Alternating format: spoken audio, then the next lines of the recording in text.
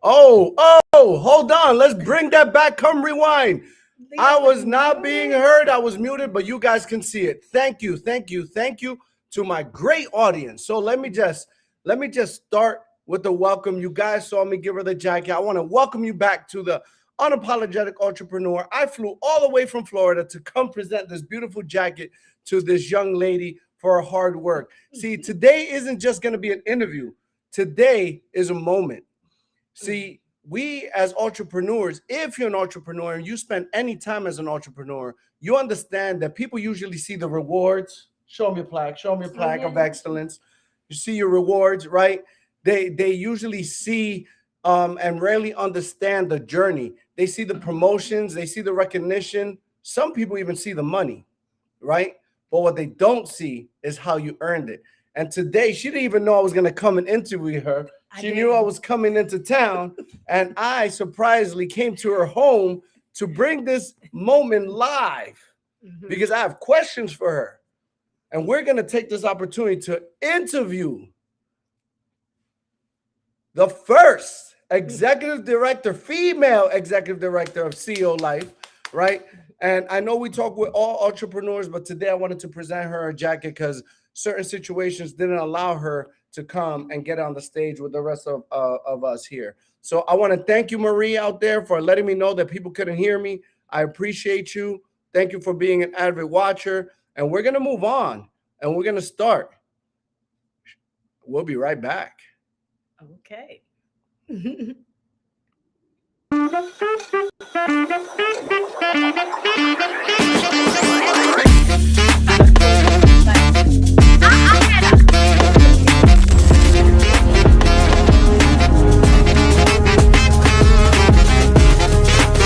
And today, as I said, what we're going to cover, and today, as I said, what we're going to cover is you don't get this by chance.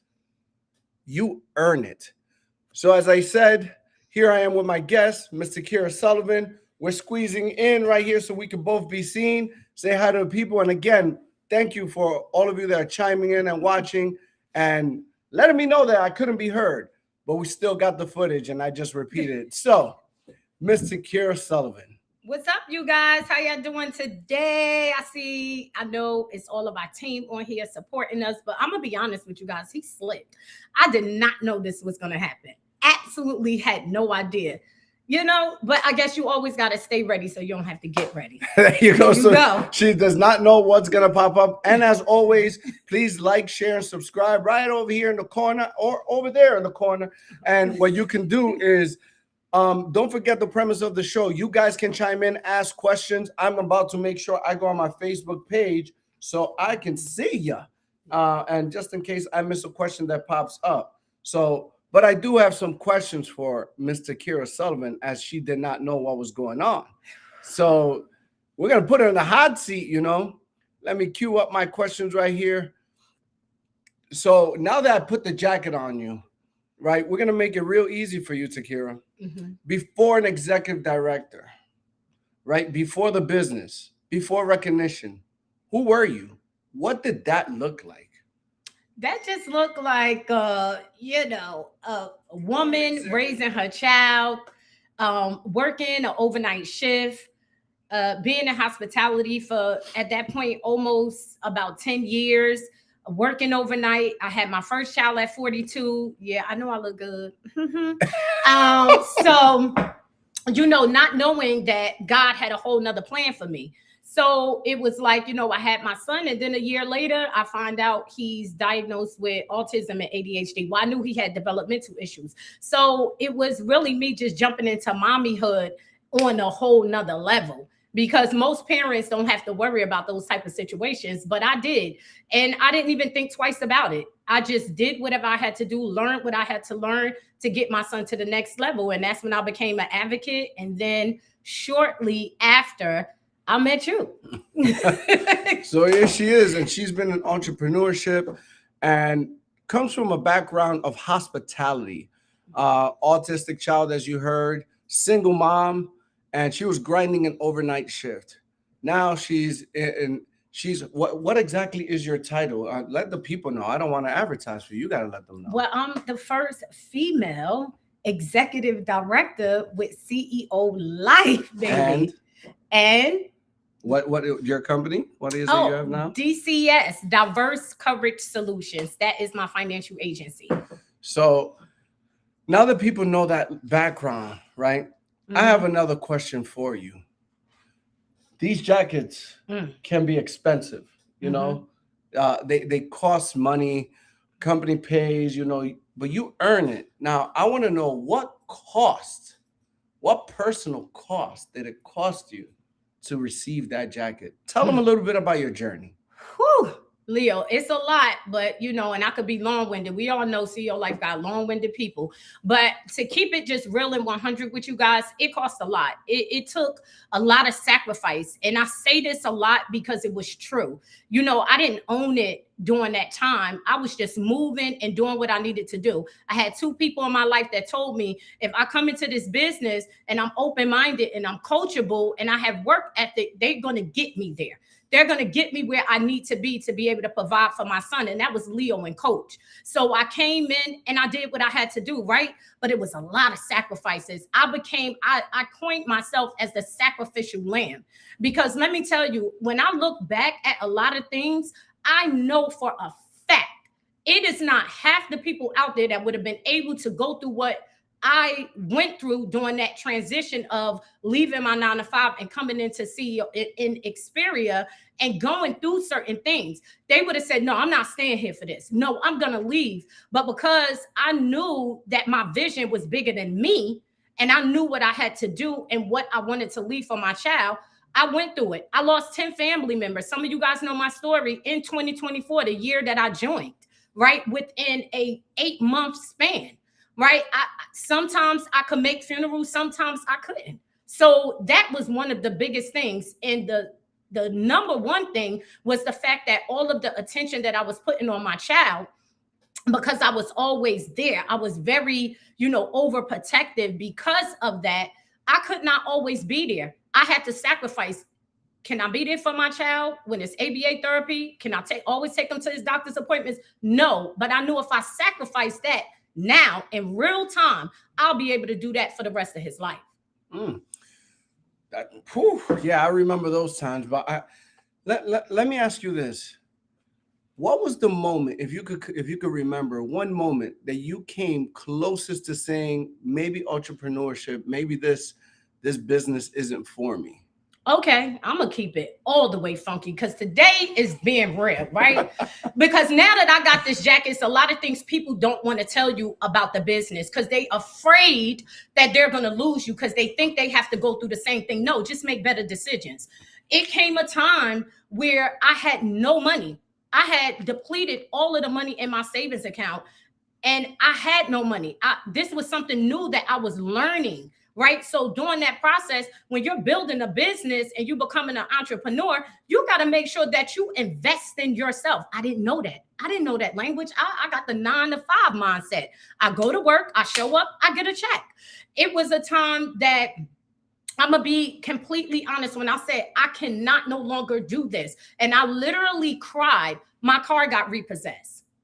My car got repossessed. Thank God I had the people in my life that I had in my life at that time, because for a split second, I was going to make a decision for a temporary situation, a permanent decision to leave my business, to walk away from Xperia, to go get a job just so I could have a constant paycheck. But I had to remind myself, it's your fault.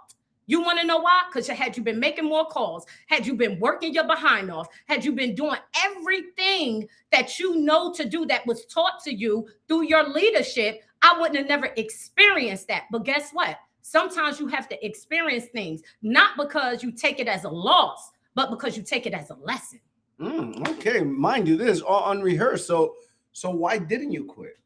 I didn't quit because, like I said, I started thinking about my why. I cried. I was emotional, right? Like I was emotional in that moment because that was something that never happened to me, you guys, right? So, of course, I'm all in my feelings.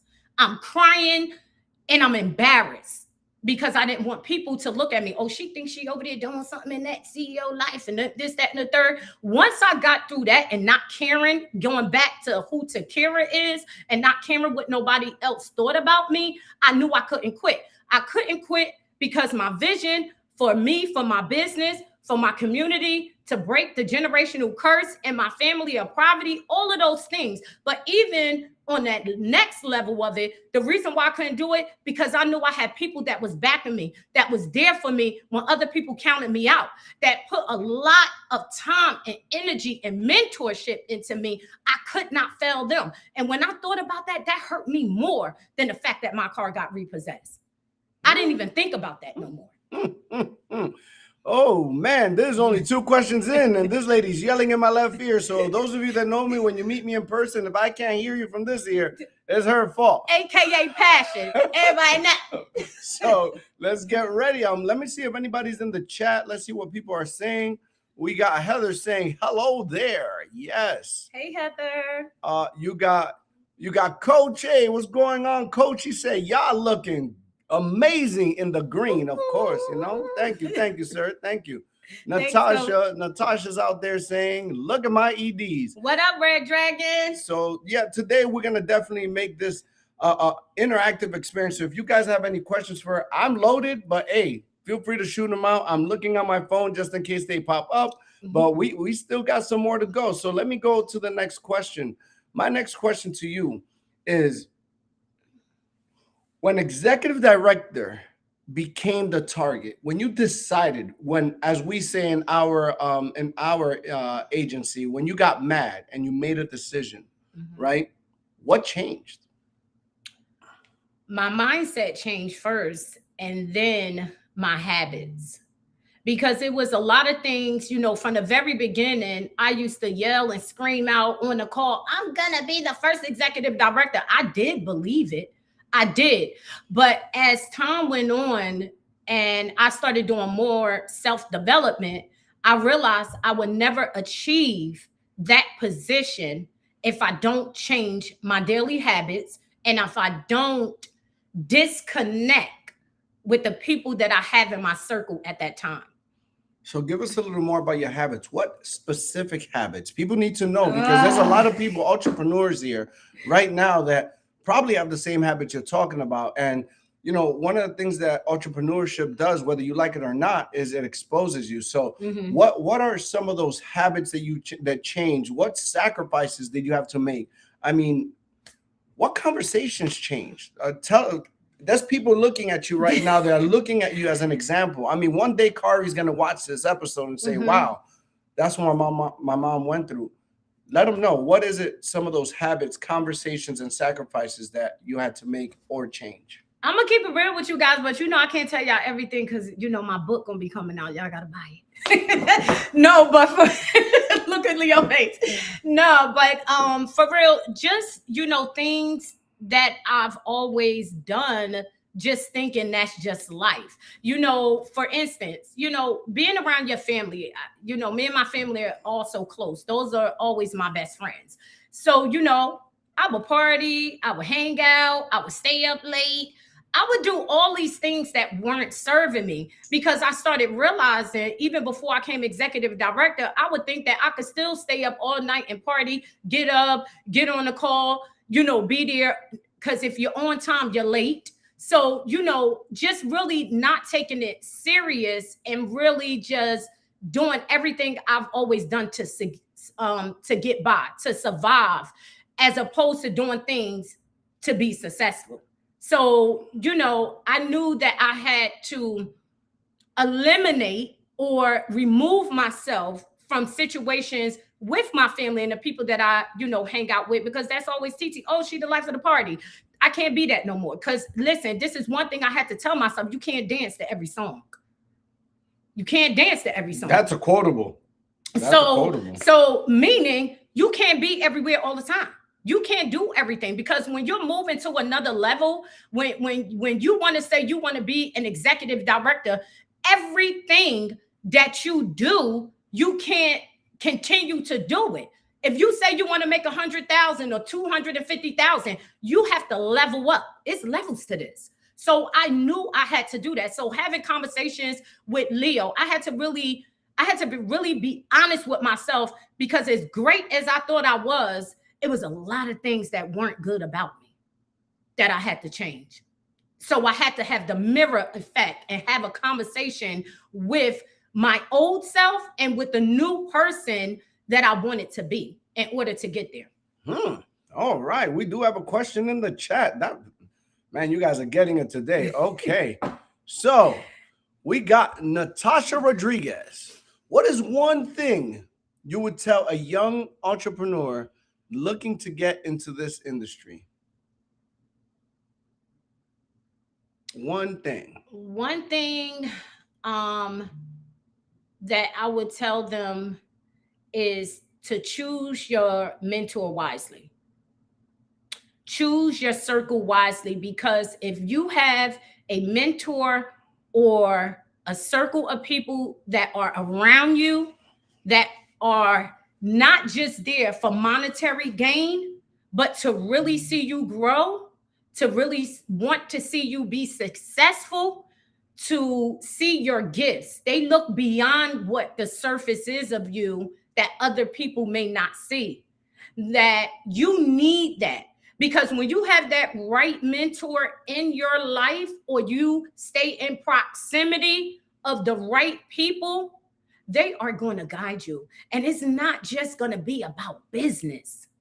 It's going to be, they're going to have conversations with you. They're going to really get to know you. They want to know your traumas. How can they help you? Where you need to be positioned at. They're going to have so many nuggets and so many gems that they're going to be dropping on you constantly, that you're going to be growing before you realize you're growing. You're going to know when you're around the right people, when other people start saying, dang, you know what, Leo, I see you. You moving different. I see you leveling up. You're speaking different. You're walking different. You're dressing different, right? And so I will always say a great coach, mentor is where it needs to start. All right. There you go, Natasha. Natasha has another question. She's Woo! already shooting off. Y'all breaking it down. Like, no. Whoa, what's the one thing you would change if you could go back to day one?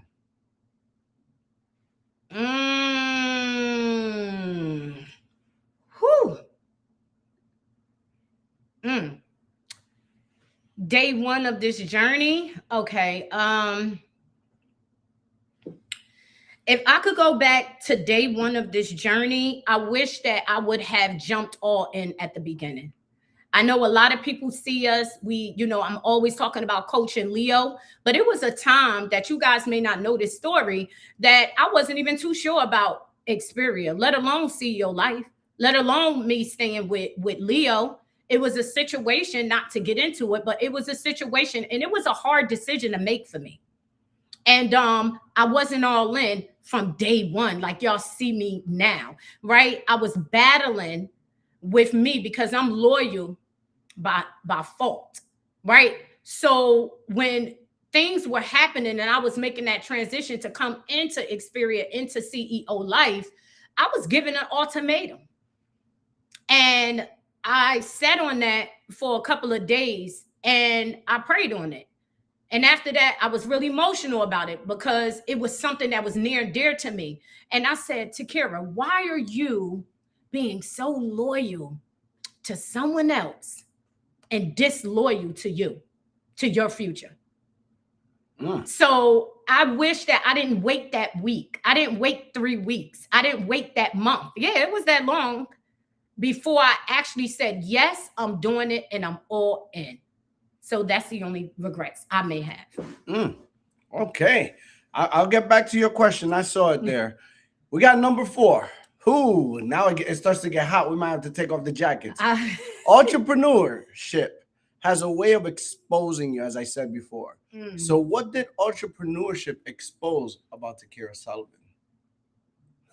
As the light comes in. Who sent that question? Who asked that question? Nobody. That was something I have in my manuscript. What did it expose?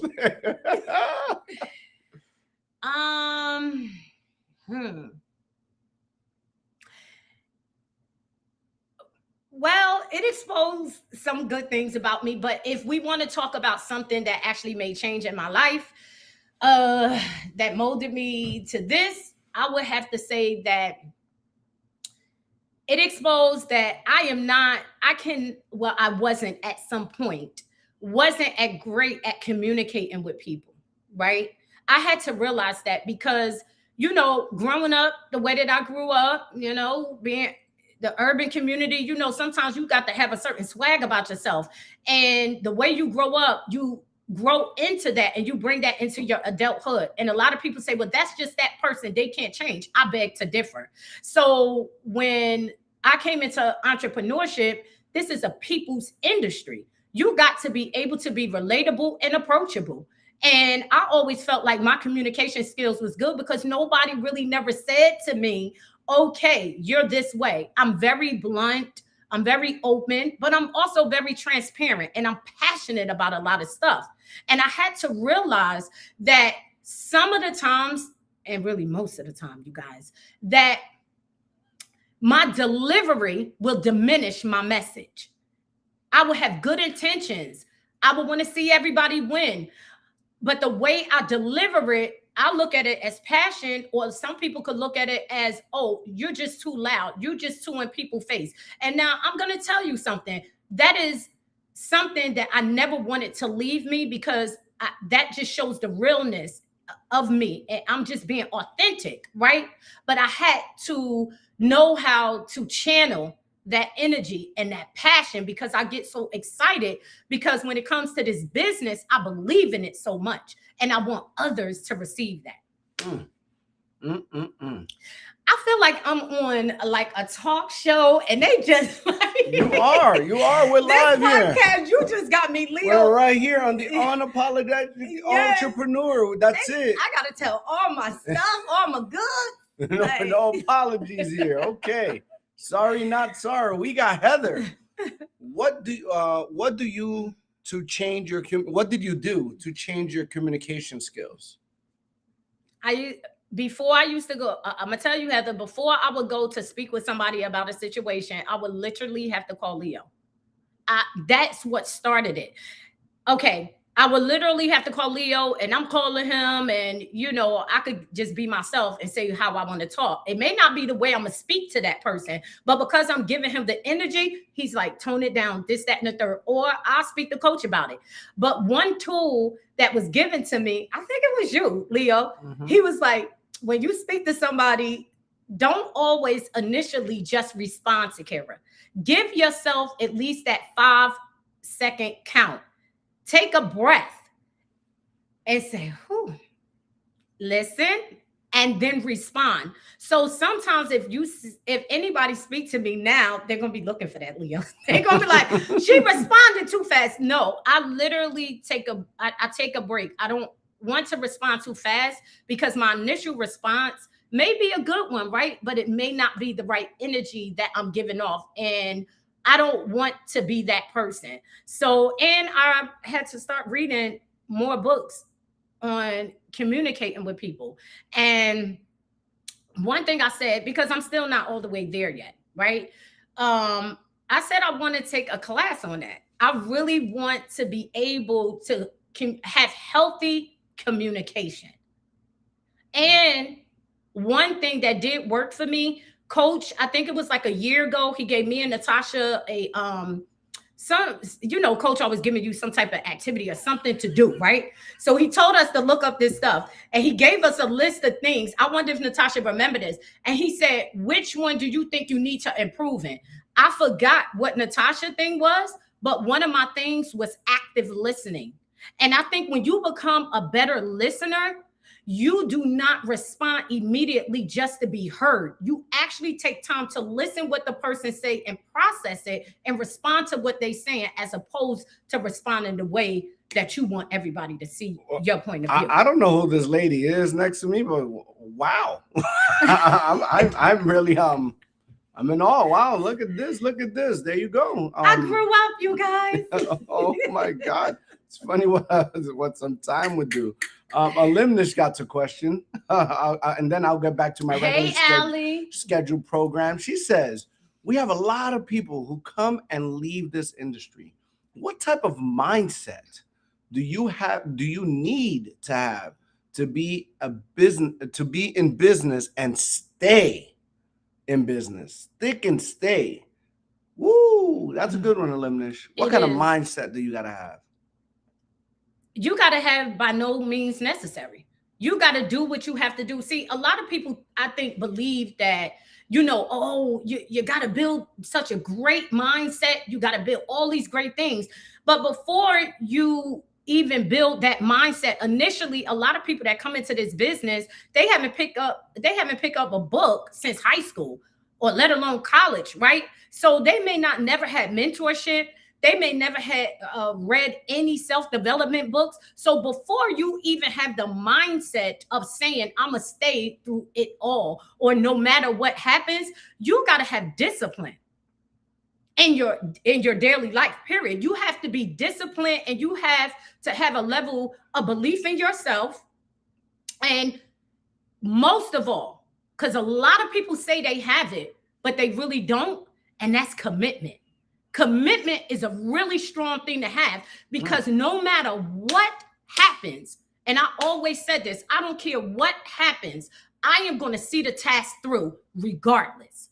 So you have to have that type of thing first to build your mindset up, or even get there to start doing this self-development. So along the way, as you are strengthening this engine up here, you need those other things to keep pushing you, to keep allowing you to grow and move forward. Man, I couldn't answer any better myself. Look, guys, I had a list of 10 questions, but you guys are dropping it right now, and I got another great question. It seems like we have a lot of single parents and single mothers here. Oh, yes. And this is from Mayat. Love it, love it. She says most single parents would say they have too much on their plate. With everything else you have on your plate, what are some practical things you implement that got you to ED? Being able to ask for help. Being able to ask for help. I'm a very strong person. I've always been that, I'll make it work. I'll do it myself. When it comes to being a single mom with a child with special needs, listen, that old saying, it takes a village to raise a child, that is absolutely true. I always said to myself, you know what? I'm going to do this. It's nobody else's responsibility. Listen, we have to start asking people for help. We have to start putting our egos aside. We have to start putting our pride aside and thinking we can do everything, because we can't. Everybody needs help with something. So I started making sure that at one point I used to have mommy guilt really, really bad. Leo can tell, he laughing. I used to have that really, really bad. And I used to have all of index cards posted up on my wall that I would see every day with all my affirmations and all this different stuff, right? I was so in, right, you guys? So I started saying to myself, if my primary goal, or one of them, is for me to do whatever I need to do for my son, because it's going to come a time where I'm no longer going to be here for him, I need to make sure that my family can be able to take care of him financially. And the only way I can do that right now is this. So I have to ask for help, and I have to set out time that I spend with him. And I would not do anything at that time, whether it was an hour or 2 hours. That was all my son was going to get. And a lot of people may say that that's harsh. Your son is special needs. Your son is this, is that, and the third. Yes, that is true. But if you keep allowing your children or your circumstances to be an excuse, you will never get to the position that you want to be at. Simple and plain. Okay. I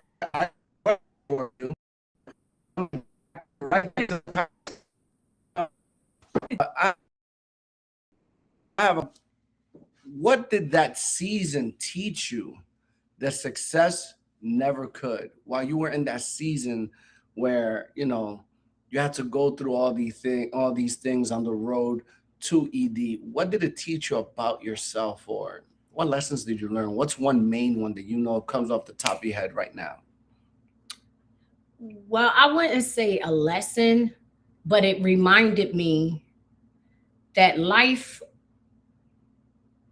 you can never stop living your life for you, no matter what. A lot of times as a parent, as a mother, and most women, we are very nurturing, right? We go to work, we can take care of the home, we come home, we cook, we clean, we do all these things. You cannot put yourself in the back burner. You have to be in the forefront. You have to take care of yourself at some point, because if your cup runs empty, no one's good. That's it. And I also learned, with all of the things that were happening to me, you guys, during that time with a lot of death and stuff in my family, it taught me that death doesn't wait for no one. Death doesn't wait for anyone. It's the inevitable. We all know that. And I think a lot of times I was taking, well, I looked at it now where I am and I reflect a lot. Was that we take our time for granted. We don't utilize our time the way that we should in a 24-hour period that we have. Because when you think about it, if you had 24 hours to live, what would you do?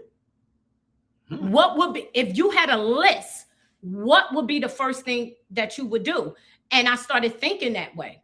And I was like, I have to get things done immediately. And that helped me with, because I had a problem with procrastination. I'm just telling y'all all my business. This is therapy. I mean, I could just kick your butt. I need to charge. Yeah, this is crazy. But I was a big procrastinator, believe it or not. I was. Even though I knew what to do, I knew how to do it. I knew that I don't know why. I would just be like, I'll do it tomorrow. I'll do it later.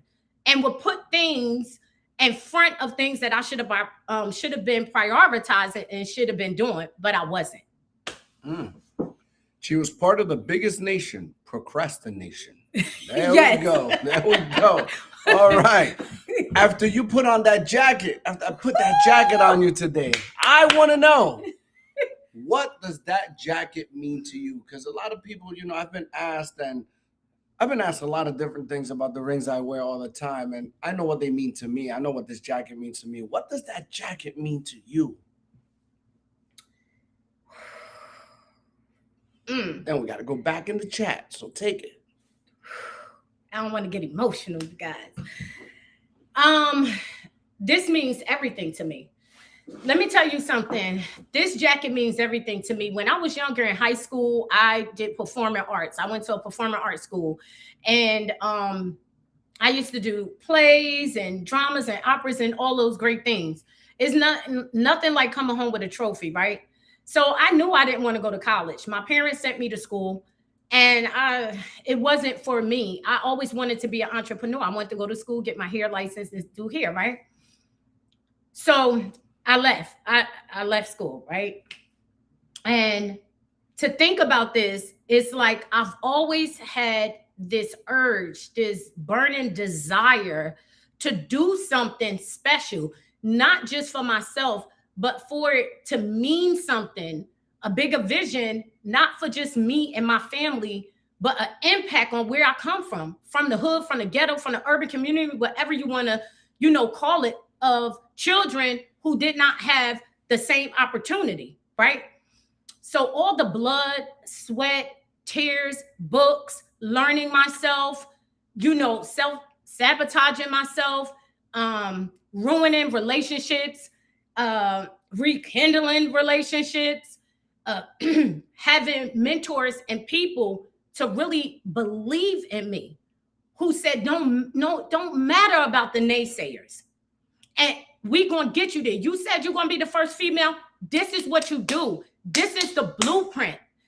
And for them to stick by my side when it was times that they could have walked away and threw me away.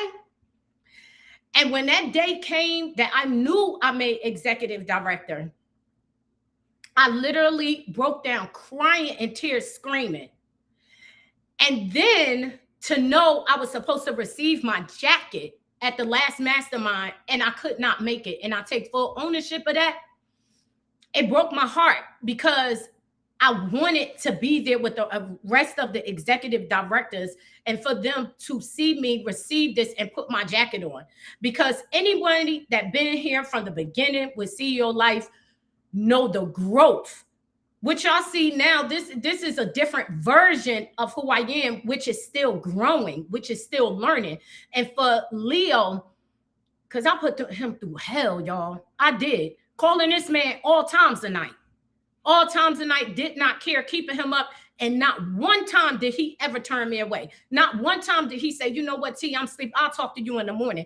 Every single time he stayed up, and that became a mini mastermind in itself. It got me to the next level. We didn't even have to talk about it the next day. It was already understood. So to sit next to you, to know what we've been through together, as my brother in business. And for you to be able to put this jacket on me means so much because I know the sacrifices and what you and Coach had to do for me. So this is more of an honor. This is like a badge of honor, the fact that I am here and I have you guys. And it means so much to wear this because I worked for it. It wasn't given to me. Leo, I'm gonna kill you. I'm gonna kill you. This is live, ladies and gentlemen. You know they nobody supposed to see me cry. Well, you said nobody got to, we didn't get to see you get the jacket. Well, now you have all the audience and you have a memoir where you can always turn back to look at it because you deserved it. This was not given, it was earned. And we do have some questions. These questions keep on coming. Oh, I got you, Dennis. I see yours next. Most single parents would say, oh no, wait, I did that one. Sorry, there's another one for my right here. Right here. What would you recommend another single parent who wants to become ED? What would you recommend? I guess what would you recommend they do? What are some steps? Action steps. Action steps. Okay, well, first they would have to just realign. You're gonna have to realign your life, right? And you have to see who's around you that can help. Who's in your village? Who is in your support system, right? And what are you laughing? Yeah, Coach is a trip. You have to see who is in your corner that can help you. And that has to be a clear, precise plan. If you truly don't have any family around you or you don't have that support system around you, you have to find some, and you have to make some real hard decisions because I don't know how old the child may be, but if it's a younger child, I never put my child in daycare. Why? I was afraid he couldn't speak until he was 5. So that was my situation, but that may not be yours. So if you got to put your child in daycare and after school program, if you got to do whatever you need to do to be successful, right? So if that means going outside of the perimeters of what you perceive a parent to be and parenting to be, then if you get close to a next door neighbor, say, hey, 3 times a week, I'm gonna need you. Can you watch him for 2 hours? Every little bit counts. You don't have to go full throttle at the beginning. It's the small daily habits you put together that's going to give you that compound effect. So that's the only thing that I know. Oh, and they have support systems online. So if you need a support system, they have support systems. They even have people now that you can call to babysit. They'll come over, keep your child, go out, all this stuff. They got a lot of great stuff. So, you just got to do your research. I didn't know anything about none of that stuff. I don't know. I would let anybody just Dante's like 20-something. So, Dennis got something for you. He said, why this business and why stick and stay? First of all, I said entrepreneurship. We already know, but but why this business? I think because somebody asked something similar. Hey, Brick Bro. Hey, Dennis. I'm gonna tell you this. We had a call this morning, you guys, and it's so crazy because this is what I'm about to answer too, kind of. Okay, so we were talking about our why and why the insurance business, this, that, and the third. When I first came into this business, I didn't have a child and I didn't have a why. I was young and having a good time. I was making decent money. I was doing whatever I wanted to do. I was traveling. I didn't have a care in the world, right? But my mom and my aunt was the ones that had got into this business. And they was like, I think you'll be really good at it. And I'm like, oh boy, another one of they things they coming up with. First is coffee, tea, and all this other stuff. So I said, okay, went to a meeting. I was like, okay, maybe I could do something like this. I'm interested, but I'm really not, right? So I joined the business and I didn't do anything. I didn't have a why. I didn't have a kid. I just didn't feel like I didn't look deeper into what it was. And I wasn't as mature. I didn't look at the business as what this business could do for me. And that's another thing that I regret because I wish I would have started then. A couple of years later, or maybe about a year later or so, it was reintroduced to me. And now I'm a little bit more mature, still don't have a kid. I'm still by myself, but I don't know. My mindset has shifted. It was different things. I was seeing people and that I had known in a business that was making money. And then I was like, okay, so my why became to make more money. I just wanted to make more money. And I had that license and I held that license all the way until 2024. And I would just use it. So when people would call me up and be like, oh, you still doing that insurance thing? I didn't get offended. I wasn't promoting it. I never put no business out there. I never told everybody. I didn't have social media. So it didn't matter to me. So when in 2024, when I made the decision to leave my job, I knew I was putting this. I was going to implement this. But now my why became bigger because I had a son to support. I needed money. I no longer had a 9-to-5 job. So it changed. So I stuck this out because I know it could work. I have proof around me. We have Coach, we have Leo, we have Darren, we have Jamie. We have all these people that came and been in the same situations that we are in right now and worse. And look how successful they are because they stuck to it. And if you Google Siri, it tells you our business is the business. Ask Coach. All right. All right. So, young lady, you prove you can get promoted. Now the question is, can you build? Because, you know, this business, the hardest thing is, or in any business, is duplication. The question is, can you build? Baby, let me tell you. Listen, like you said, you could get promotions, you could write on your own pen, you could do all these things. But the legacy that we all talk about, it comes from building. It comes from building. The time that we talk about buying back, it comes from building. And let me tell you something. I didn't always want to have a team. You know, when I first came in this thing, I was just doing what I was told to do. I was making money, getting my checks. I was okay. I was just good with that. But when my mind expanded, it could not go back. And in December of 2024, we did our goals. And I'm not talking about you just write down 5 things. I'm talking about it's a whole printout sheet, calculation, scientific evaluations. It's everything. Right. So, you know, you doing a vision board, you're doing all these things that, you know, are really expanding your vision to think bigger. Right. And I said, the only way I have to build, I have to get a team. I can't do this by myself. And if I can, it's going to take me 10 times longer. So, yes, I can build. But let me tell you guys something. Everybody talk about building. Oh, can you build? Any one of y'all can build. It's not can you build, is if you can maintain it.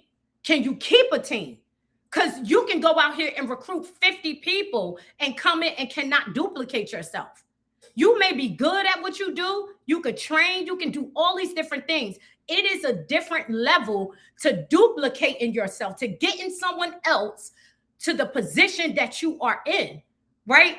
It is a different level to have a slew of people come to you and come into the business. And now you got 20 recruits or business partners, but you cannot discipline them enough or show them that to get them to stay with you. You got to have influence. So I think that anybody can build. It's a conversation to have to get someone come on your team. But can you maintain it? Can you keep them there and grow them? There you have it. I got another question in the chat I'm going to go to now. They got me sweat. Yeah. But I ain't taking my jacket off, y'all. Hey! Oh, my God.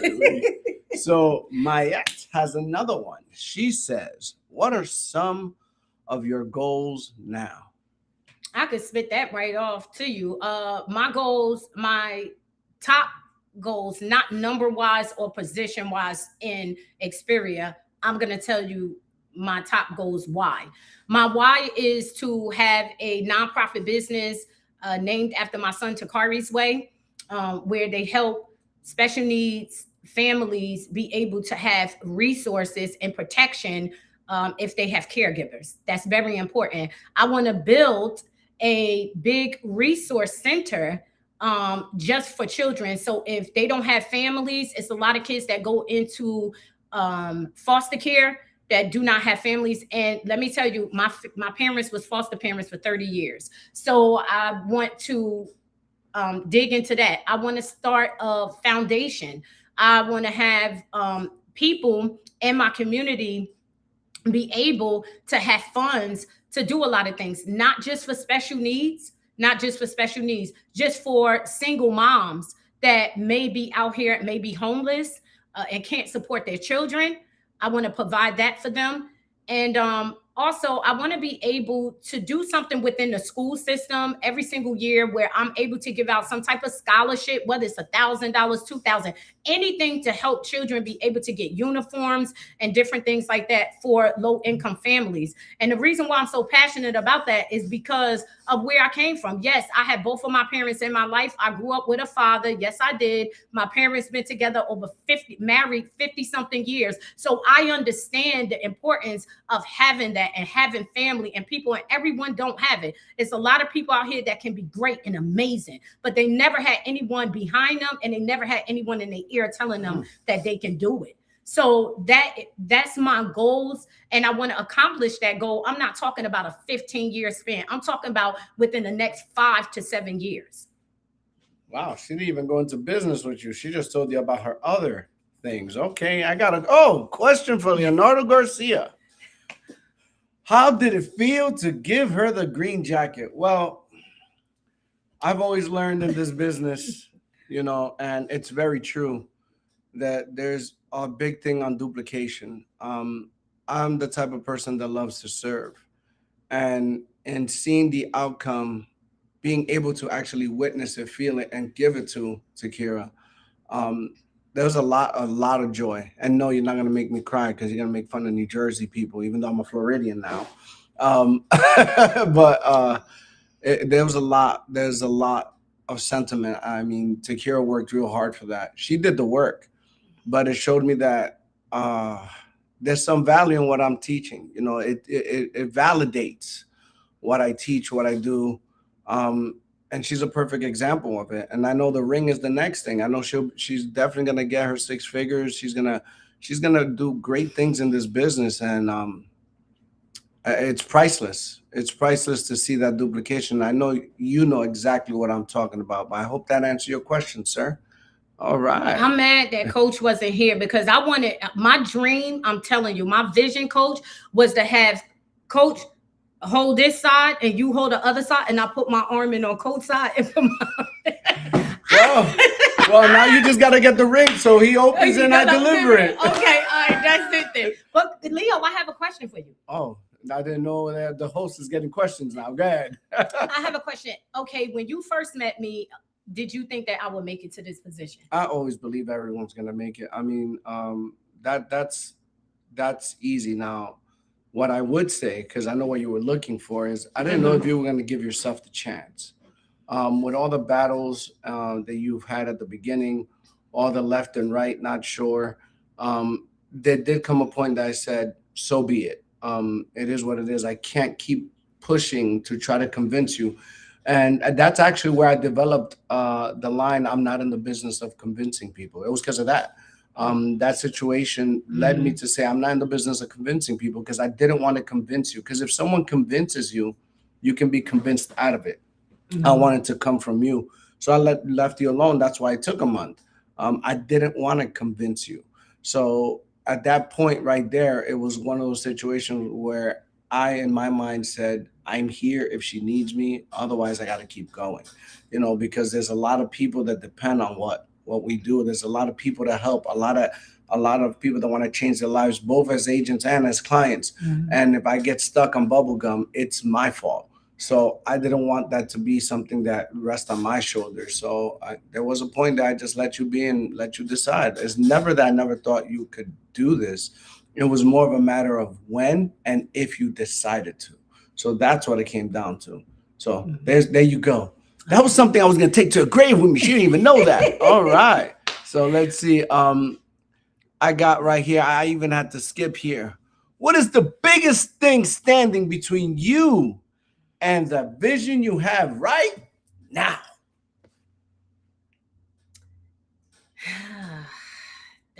That's a good question. What is the biggest thing that's standing between me and the vision I have right now? Myself.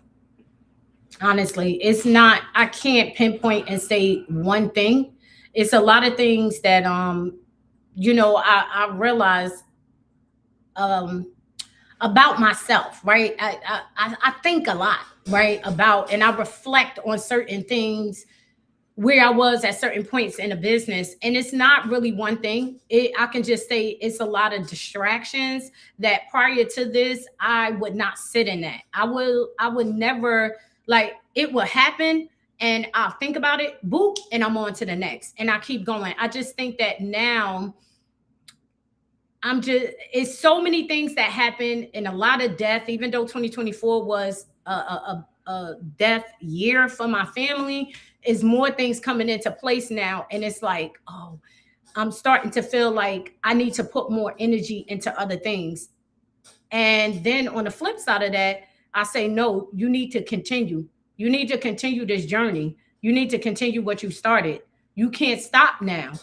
So I'm figuring out. I'm just being honest, because at different points you can have really, really high, a lot of highs, and you can block out a lot of things during a period, especially with my executive director run.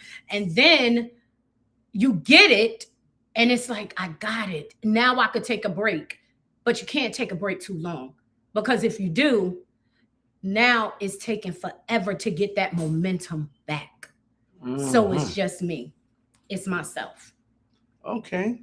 I got one more question, then I'll turn it over to the crowd and see if they have anything else before closing thought. Okay. See, so think about this. One day, no one's gonna care about the jacket. Eventually, no one's even gonna talk about the production numbers. Titles are gonna change, companies are gonna come and go. That's just reality. What do you want to exist because Takira Sullivan decided not to quit?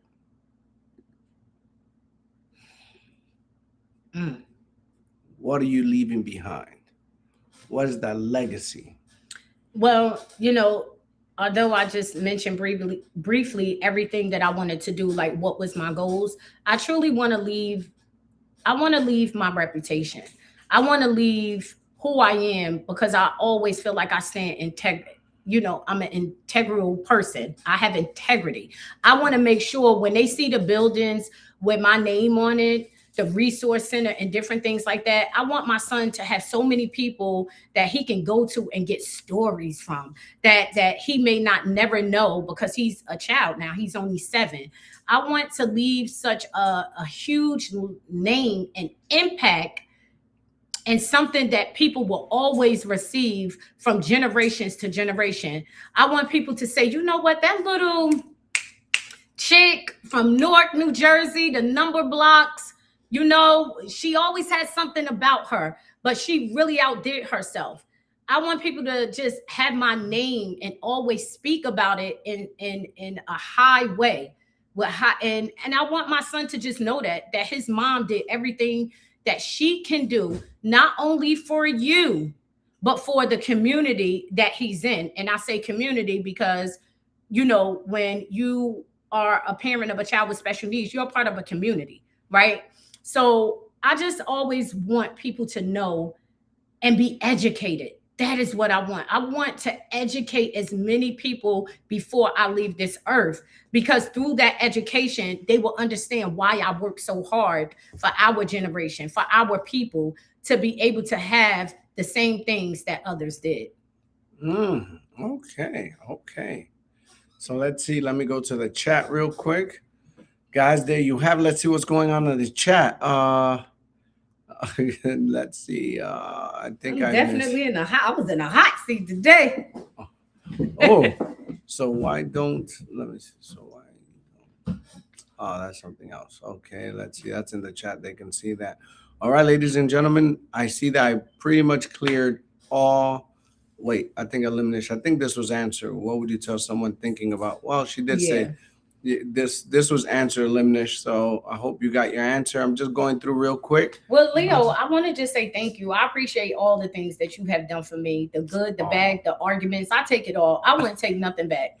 Right? I swear I would. It's been times that we done went hard.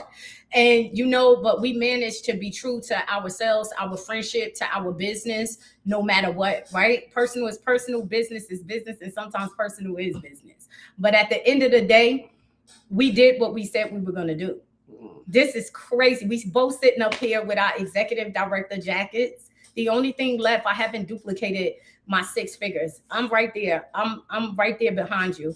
And let me just tell you, I really truly appreciate this platform and for having me on, for always putting me in situations and rooms before the times that I may have been qualified to get there. But guess what?